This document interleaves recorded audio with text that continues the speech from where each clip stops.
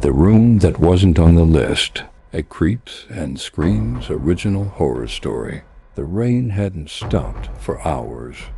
It fell in thick, slanting sheets that blurred the highway into silver streaks. Cars had vanished from the road miles ago, leaving only one, a black sedan crawling toward a flickering neon sign that read, RestEasy Motel. Jacob Wells had been driving for nearly 8 hours. The storm had killed his GPS signal, and exhaustion gnawed at him.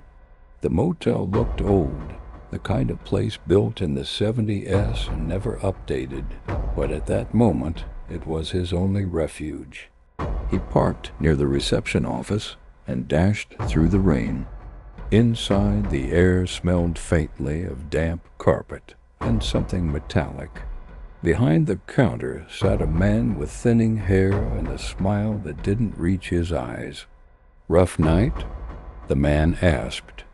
"Yeah," Jacob muttered. "I just need a room till morning." The man slid a ledger across the counter, not a computer, but an actual book with yellowed pages.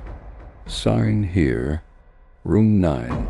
Keys are on the hook." Jacob glanced at the row of brass keys hanging on the wall, all tagged, numbered 1 through 12. He took the one labeled 9. The man's smile lingered as Jacob left, his eyes following him through the glass. Room 9 was at the far end of the building. The door creaked open to reveal a room dimly lit by a single lamp.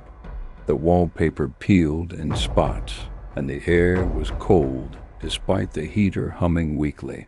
Jacob tossed his jacket on the chair, kicked off his boots, and collapsed on the bed. The rain outside became white noise, lulling him toward sleep. Then came a knock, soft, slow, 3 times. Jacob frowned. He glanced at the clock. It was past midnight. He opened the door a crack. No one was there, just the rain and an empty walkway. When he closed the door, something caught his eye, a wet footprint near the bathroom. Not his. He froze. Then he checked the bathroom, but nothing, just dripping from the leaky faucet. He convinced himself he'd tracked the water earlier and climbed back into bed. But sleep didn't come. Minutes crawled by. Then another knock. 3 times again. Jacob opened the door faster this time, but the walkway was still empty. His eyes drifted down the line of rooms, all dark.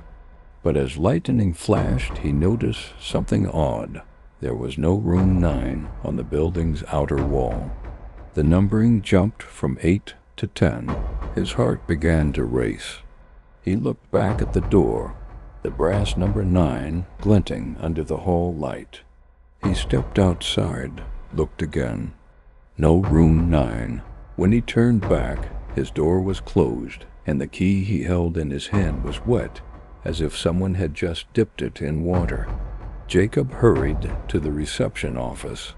The man behind the counter was gone.